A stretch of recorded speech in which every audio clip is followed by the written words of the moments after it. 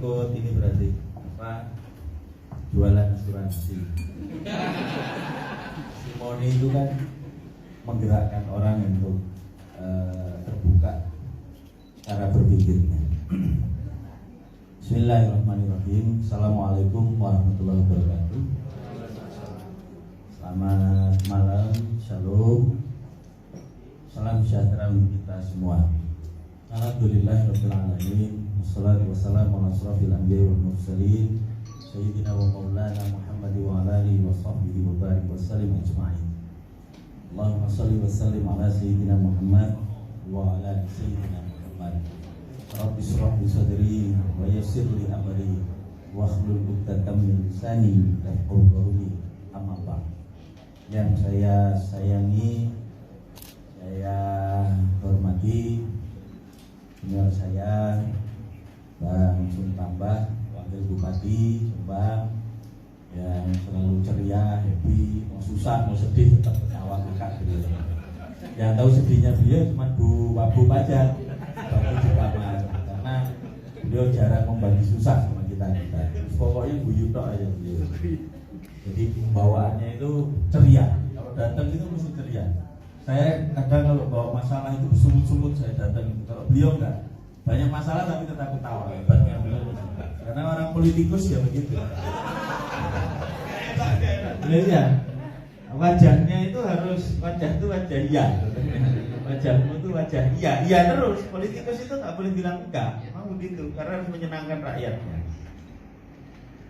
Yang saya hormati Pak Gideon Lee, masih bersaudara sama Jet Li, sama Bruce Lee. Margali ya kan Margali itu. Iya masih saudara itu. Kalau di Medan Nasution gitu. Ini marganya marga petarung. Makanya namanya Pak Gideon. Saya baca itu artinya itu yang menghancurkan. Dulu ada hakim yang luar biasa disegani, Pak Gideon, dikasih mukjizat oleh Tuhan. Yang saya hormati seluruh perangkat dari Sinarmas, MSIG tadi sudah dijelaskan. MSIG itu Sumitomo, M-nya tadi Mitsui Sumitomo, I-nya Insurance Group. Karena kalau nggak ada I-nya menyicil juga. MSG ya.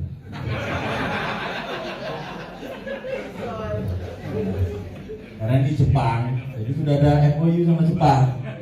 MSG tambah I. Kalau ini MSG saja Korea marah karena sudah ada pabrik MSG di Jombang ini. Maka ditambahi I di situ. Memang Sinarmas itu waktu saya Kapolres Tangsel, di sana ada BSD Serpong dan selalu membackup kegiatan kita dengan CSR-nya. Ngasih makan banyak. Paling senang itu Sinarmas kalau kita minta untuk ngasih makan. Ya, karena kita selalu kegiatan, ada istighosahan, ada maulidan di Polres, sekali datang orang 15.000, 12.000 itu paling enteng Sinarmas itu. Pak mau makan, oh ya, itu paling senang kalau sedekah. Karena orang Jepang itu paling senang kalau disuruh sedekah, infak itu paling senang mereka. Tapi kalau disuruh bikin tol laut nggak senang, karena mobilnya ini nggak laku. Kalau suruh bikin jalan tol semangat. Kalau suruh bikin kereta api cepat nggak mau karena transportasi publik. Semakin kalau bikin jalan suka gampang. Ya saya hormati saudara-saudaraku sekalian. Ini ada yang dari luar Jombang ya? Dari mana? Dari Malang. Oh iya, Malang tempat istri saya. Malangnya mana? Dinoyo. Oh Dinoyo kota. Oh ya, istri saya sama anak saya tinggal di Malang. Dalam keadaan sakit. Jangan susah kalau sakit, ditangisi juga tetap sakit, nggak sembuh. Gitu. Jadi harus tetap tenang dan berpikir cerdas. Selain Malang? Blitar, kota atau kabupaten? Kabupaten di kecamatan mana? Oh iya, saya karena lama dinas di Malang ya sampai Blitar. Selain Blitar, Malang, Blitar, habis ya. Mana? Surabaya. Surabaya. Sekarang tinggal 45 menit lah, luar biasa. Jadi tol ini memang luar biasa solusi menciptakan rasa adil bagi orang atas dan adil bagi orang bawah. Orang atas itu kaya, ke atas itu pengennya cepat, halus jalannya, nggak ada lampu merah. Ini orang kaya. Nah, ya harus bayar. Karena disitulah letak keadilan. Ketika orang kaya bergeser yang pemilik mobil ke jalan tol, maka orang yang menengah ke bawah menikmati arteri lebih lega. Saya bisa melihat itu ketika saya dari bandara ke arah Jombang, sebelahnya arteri, sebelah tol. Mobil itu sudah terbagi dua. Saya bayangkan kalau tidak ada tol, berarti jumlah mobil yang ada di tol pindah ke arteri, macet pasti. Kasihan orang yang di bawah, orang yang tidak punya. Sudah hidupnya susah, jalan pun susah, macet. Nah, oleh karena itu ada keadilan di situ. Makanya ada yang di Facebook itu, mobilnya bagus, foto, saya tetap suka dengan arteri. Bilang aja kalau pelit, nggak usah. Bilang aja pelit. Jadi yang dirugikan dengan tol itu termasuk polisi. Jadi itu kondisinya. Jadi masih banyak yang belum paham. Karena kendaraan tiap bulan itu bukan berkurang, tambah banyak. Dan saya belum pernah mendengar kita mengekspor sepeda motor tahun 92 itu keluar negeri, itu belum pernah dengar. Kita pindahkan dari kota ke gunung-gunung itu nyari rumput. Paling kemudian jadikan besi, orang Madura paling senang. Ya, kembali ke inti utama acara ini, saya bersyukur bisa sharing apa yang terjadi dengan diri saya. Dulu saya tidak terlalu tertarik dengan asuransi, dan banyak orang Indonesia itu masih belum ngeh dengan asuransi, karena dianggapnya akan sehat terus, dan kalau sakit pasti punya uang, keluarga datang nyumbang, atau pemerintah nanti menggratiskan. Ini banyak yang masih seperti itu.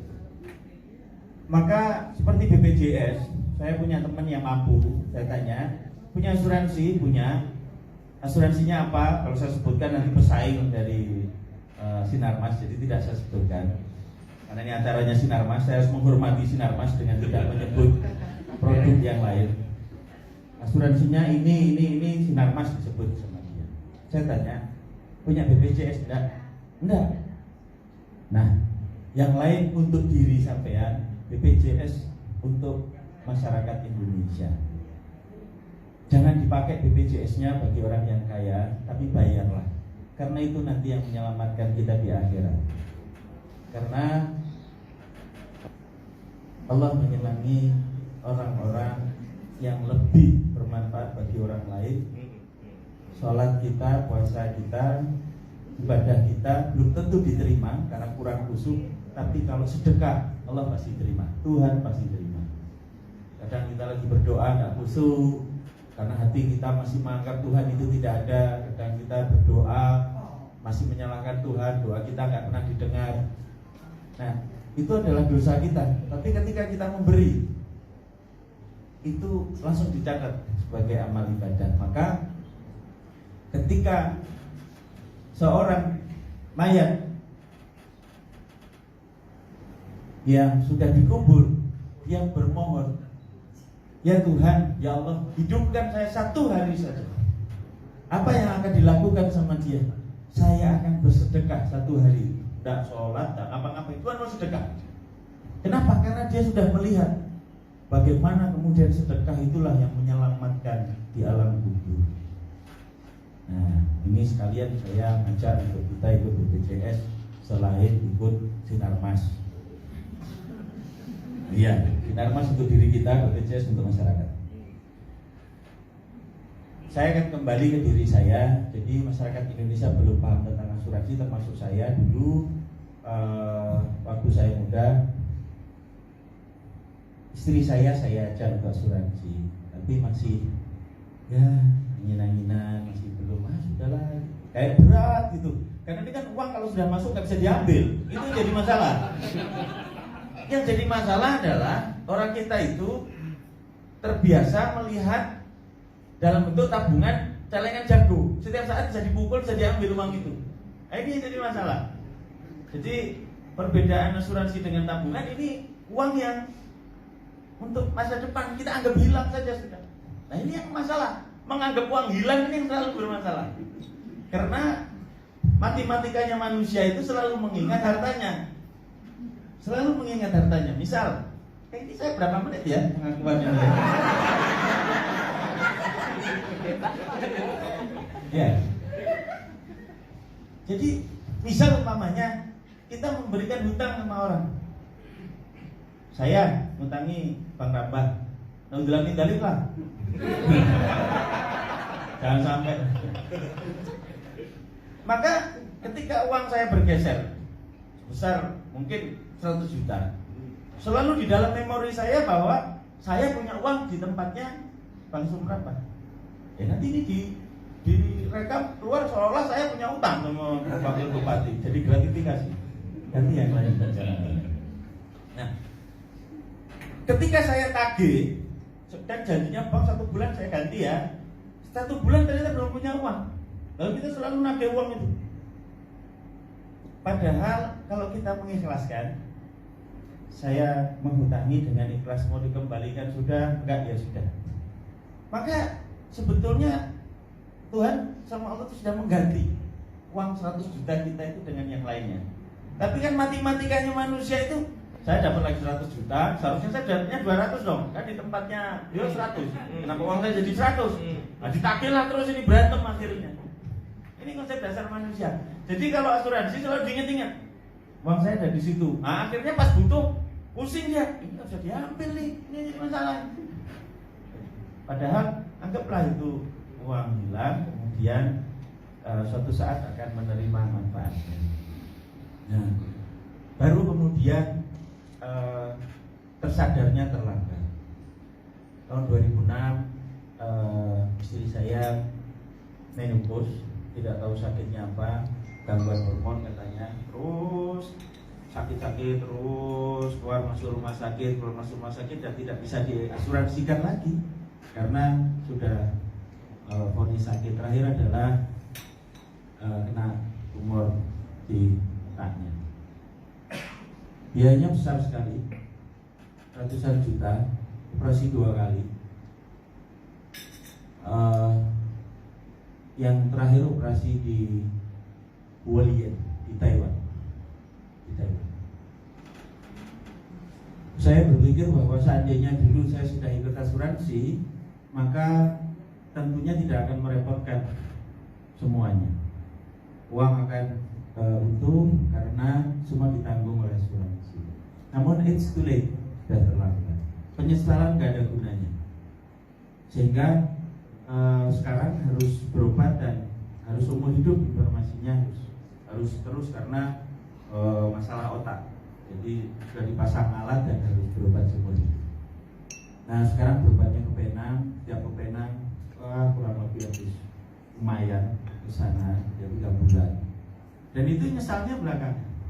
Coba kalau umpamanya waktu itu kita sadar, kemudian ngambil yang pertanggungannya 1 tahun, umpamanya ditanggung sampai dengan 2 miliar ataupun 1 miliar, tidak akan pusing. Seumur hidup saya tidak akan pusing. Dan itu menjadi beban saya. Oleh karena itu kemudian saya mengambil asuransi karena prinsipnya tadi saya nonton film itu dan selalu saya sedih kalau nonton film itu, makanya saya menghindari yang Korea itu karena pinter sekali dia mengadu-adu perasaan kita. Seandainya tadi tahu mata saya berkata-kata, karena saya sebagai polisi hilang momen untuk jalan dengan anak saya, tiba-tiba mereka besar. Dan kemarin setelah sadar itu, dan alhamdulillah sadarnya nggak terlambat saya, karena kita yang bapak-bapak ini walaupun dalam kondisi diam, tapi sebetulnya cinta kita melebihi dari ibu-ibu sayang ke anaknya. Mungkin taunya ibu yang lebih cinta kepada anaknya, tetapi sesungguhnya kami para bapak-bapak lebih mencintai anak-anak kita. Dalam diam kita mencintai anak-anak kita dengan luar biasa. Cuman kita tidak mampu menunjukkan seperti halnya ibu-ibu. Ini bapak-bapak. Oleh karena itu, saya yang pertama kenapa kemudian mengambil asuransi ini, karena saya tidak ingin membebani anak-anak saya ketika saya tua. Jangan sampai kemudian apa yang saya sekarang kerjakan, apa yang saya tabung, kemudian ketika saya naudzubillah min dzalik, tiba-tiba pingsan, tiba-tiba tidak ingat, sudah dirawat, dan diam-diam istri saya atau anak saya mengambil tabungan dan menjual aset hanya untuk membuat saya agar bertahan hidup. Karena ini cinta mereka kepada kita. Walaupun kita ini memuakal luar biasa para suami ini, tapi istri mengorbankan nyawanya untuk mempertahankan nyawa kita. Itu cintanya istri itu lebih besar daripada cintanya suami. Iya betul. Makanya istri nggak ada poliandri, Pak, jarang. Yang poligami suami suami. Karena cintanya istri nggak bisa dibagi, laki-laki ini sering bagi-bagi. Karena memang harus pintar membagi suami biar nggak pelit, Pak. Makanya kalau harta itu dikasihkan sama istri, sama anak, itu ciri-ciri laki-laki yang tidak pelit. Cuman istri, uang boleh dikasihkan ke mama semua, Pak, tapi hatinya papa juga. Nah, tapi wong gitu laki-laki suka nyembunyikan dompet. Nah, ada uang di dompet ya sama kayak gitu, titik-titik lah bagi yang lain. Nah, yang berikutnya adalah ketika kita sadar semua aset sudah tidak punya, dalam kondisi kita di rumah sakit, semua akan dijual. Dan ini saya melihat faktanya, saudara sendiri jual rumahnya, jual tanahnya untuk mengobati suaminya. Bahkan kemudian yang tidak ingin saya terjadi adalah mengganggu rumah tangga anak. Ketika anak saya perempuan dan laki-laki sudah punya keluarga, kemudian saya sakit, tentunya mereka akan urunan, maka akan mengganggu ekonomi rumah tangga. Minimal kalau yang laki-laki akan ribut sama istri yang perempuannya, anak laki-laki saya. Kalau tidak, yang anak perempuan saya mesti akan ribut dengan suaminya. Kenapa? Karena ini papaku sakit, harus mengeluarkan dari rumah sakit, bayar sekian, yang nanggung anak. Karena kalau sudah tua, saya ikut asuransi ini sampai 99 tahun. Karena saya yakin saya insya Allah bisa hidup sampai selama itu. Ya kan harus yakin.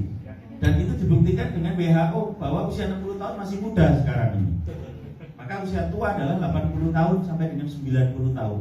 Tua renta di atas 100 tahun. Ini angkanya WHO, makin membaik kita. Dan saya sudah punya motivasi saya, orang Jepang tua tapi sekarang dia stylish, badannya stylish, keren, gondrong gitu. Coba dilihat orang Jepang yang keren gitu, rambutnya gondrong, dia mulainya umur 50 tahun, 60 tahun dia olahraga. Itu dia dari Jepang, karena kita MSD orang Jepang, jadi kita harus membanggakan orang Jepang. Itu cara menghargai tuan rumah. Nah, ternyata laki-laki itu bisa umur panjang kalau makan sehat, olahraga yang cukup, sama istri yang membahagiakan. Ya karena kalau istrinya cerewet biasanya umurnya pendek. Maka insya Allah Bang Rambah ini umurnya panjang karena Bu Wabub ini sabar. Amin. Pak Li ini juga sama. Gak tahu saya istrinya Pak Li diajak apa enggak. Kalau gak diajak tambah muda berarti Pak Li. Karena di tempat yang lain mesin-mesin keluaran terbaru lebih baik. Iya toh? Mobil Celica 2019 lebih bagus daripada 2018. Nah, sehingga saya mengambil sampai dengan 99 tahun dengan harapan ketika nanti umur 90, 92 saya sakit, anak saya tidak terbebani dan saya bisa meninggalkan sesuatu. Kalau anak-anak saya sukses, berarti untuk cucu-cucu saya. Ini adalah investasi yang kita tidak boleh ingat-ingat. Yang kita harus ingat bukan uangnya, tetapi kertas apa sih namanya ini? Polisnya. Udah itu aja. Alhamdulillah saya punya polis. Uangnya jangan diingat. Kalau uang diingat ini sakit hati nanti. Saya diingat. Percaya saja. Ya Allah, saya punya polis ini. Uangnya tolong diganti dari yang lain. Jadi jangan diingat-ingat ini. Karena kalau diambil kan udah nggak. Misal setelah 10 tahun diambil kan habis berarti ya. Nggak dapat lagi kan. Nah, maka jangan diambil. Maka itu adalah tabungan untuk anak cucu kita, sebagaimana nenek moyang kita menanam pohon yang umurnya 100 tahun. Mereka tidak pernah menikmati, tapi kita anak cucunya yang menikmati pohon itu. Inilah asuransi. Yang paling terakhir, saya pernah duduk di bawah pohon. Saya merenungi, nampak kok istri saya sakit, saya diberikan cobaan yang luar biasa. Sendiri gitu, hari Jumat di Polda Metro di Papua Beringin. Saya persiapan dibawa gendruwo lah saya. Ciri-ciri orang dibawa gendruwo itu udah bengong di Papua Beringin, tiba-tiba hilang. Kemudian saya bilang, Tuhan ini tidak adil, Allah ini tidak adil. Yang lain dikasih kesehatan, kasih kebahagiaan, saya tidak. Tapi kemudian tidak berapa lama, 10 menit kemudian Tuhan memberikan jawaban dengan cara yang luar biasa. Ada datang tukang parkir, orangnya pakai kacamata tebel, di Krimpung Polda Metro itu, karena saya dinas di Kasubdit Kamnek Polda Metro, namanya Fajar. Saya masih ingat sekali. Maghrib ketika orang tidak ada, tiba-tiba dia datang. Malam dan ngapain dan di situ? Karena yang lain kalau Jumat sore kan udah nggak ada. Jakarta itu pada weekend udah sepi. Tinggal saya sendiri. Ngapain dan? Apa-apa aja, duduk aja di bawah pohon. Saya lagi susah gitu. Saya lagi bilang Tuhan ini ya. Habis itu saya tanya, gimana aja keluarga? Sehat kan? Gitu. Dia ceria gitu. Dia itu penghasilannya 1 bulan itu hanya 1.750.000, 2 juta sampai kadang ya kasih orang. Tapi hebatnya dia itu selalu bahagia. Dan yang lebih hebat lagi, dia memelihara anak yatim di rumahnya, walaupun dia punya anak 2. Dan yang lebih hebat lagi, anak yatim ini adalah anaknya dari mantan pacarnya yang mutusin dia. Sampai dia itu dari Jember pergi ke Jakarta. Setelah diputusin dia kawin sama orang pegawai, kemudian diceraikan istrinya ini, dan diambil anaknya. Oh, luar biasa. Dan dari gajinya dia masih nyisihkan untuk merawat masjid. Saya nggak habis pikir sama orang ini. Luar biasa. Datanglah dia. Setelah itu saya pamit dulu dan pulang. Oh ya, keluarga gimana? Dan baik kan, sehat, alhamdulillah. Maka saya bilang begini, Tuhan kasih jawaban atas pertanyaan saya. Bodoh bagi saya kalau tidak bisa membaca ayat Tuhan ini. Akhirnya saya bilang, ya Allah, ya Tuhan, ternyata Engkau adalah Tuhan yang maha adil. Ditimpakan penyakit yang luar biasa, biayanya mahalnya kepada saya yang dimudahkan untuk mencari rezeki. Seandainya Tuhan itu menimpakan kepada istrinya Fajar yang susah untuk nyari uang, maka gimana untuk mengobati istrinya? Maka itulah saya bilang, ya sudah, Tuhan ternyata adil.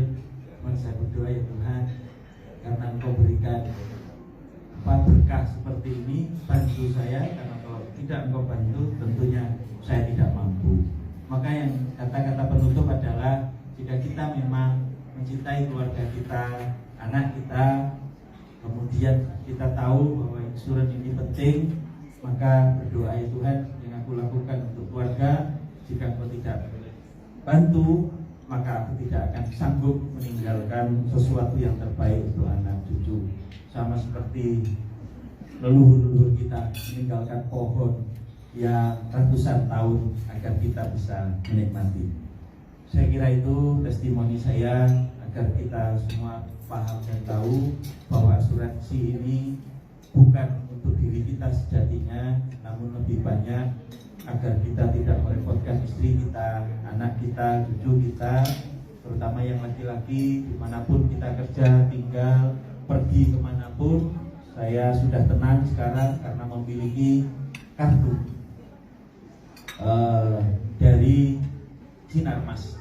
Jadi di rumah sakit manapun, tinggal kemudian kita kontak dengan dari pihaknya asuransi, kita bilang posisi kita mamanya di Bali, saya sakit, tolong carikan rumah sakit yang sudah kerjasama, tinggal masuk, kita kasihkan kartunya, sudah kita geletak saja di UGD itu, bilang sama istri kita, Mang nggak usah khawatir, semua sudah ditanggung oleh Sinarmas, anak-anak nggak usah khawatir, nggak usah pikirin papa, karena dalam 1 tahun papa sudah ditanggung dan tidak akan merepotkan kalian. Maka itulah gunanya. Jadi kalau kemarin pas debat capres pada adu kartu, nah kita sudah punya kartu sendiri ya, kita bisa. Jadi jangan rebutan dengan para capres. Terima kasih kepada Sinarmas. Kita doakan moga-moga tidak bubar Sinarmas ini, karena nunggu saya sampai 99 tahun akhirnya baru boleh bubar. Doa saya ya begitu. Jadi mari kita doakan semua di ruangan ini saling mendukung agar Sinarmas tetap jaya, tetap sukses, sehingga mampu untuk menjamin kita. Karena setelah kita mendoakan diri kita, maka tentunya kita harus mendoakan orang lain agar keberlangsungan ini tetap ada. Saya kira itu yang saya sampaikan, semoga berguna untuk kita semua. Dan saya lupa di BCI dari jauh, setelah saya masuk, kebetulan saya ini senang naik motor, jatuh, belum pernah saya naik motor jatuh, karena memang terpaksa harus ada acara malam ini, jadi saya jatuh naik motor, kemudian tergilir, jadi kepala saya ini ada ke belakang. Saya bilang ini seharusnya mati, kalau tidak ini adalah film horor, ya kan? Kalau orang berdiri kan ke belakang kan horor, orangnya berdiri terus tiba-tiba nengok ke belakang, horor. Jatuh saya, kemudian sakit semua, ternyata ada di dalam tulang sumsum itu ada sarafnya terjepit dan harus dioperasi, kurang lebih habis 70.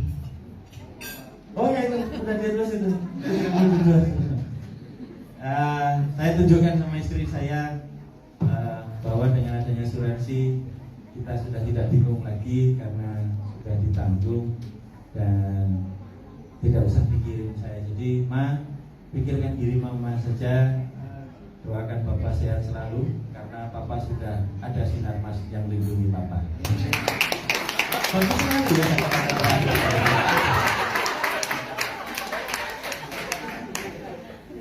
Yang melindungi mama adalah papa, yang melindungi papa adalah Sinarmas. Terima kasih untuk kata-kata penutup yang moga-moga bisa meningkatkan penjualan. Saya akhiri, la ilaha illa anta subhanaka inni kuntu minadz dzalimin. Ihdinas siratal mustaqim, wala haula wala quwata illa billahil azim. Allahumma bijilakum min tarik. Assalamualaikum warahmatullahi wabarakatuh. Nanti bisa lihat ya. Ya, sekali lagi aplaus buat Bapak Kapolres. Mohon berkenan. Aplaus Bapak Kapolres. Ya, kepada Bapak Gideon Lee, mohon berkenan untuk menyerahkan cindera mata. Oh, karena pengakuan Bang ini. Jadi ada cindera mata dari Pak Gideon ke Bapak Kapolres. Dan mohon kepada Ibu Evi Yusiani untuk mendampingi, karena beliaulah yang melayani proteksi dari Bapak Fadli Wijayanto. Jadi Ibu Evi ini adalah Agency Director Sinarmas MSJ Live untuk area Jombang, Malang, dan Pantai Selatan. Iya, silakan.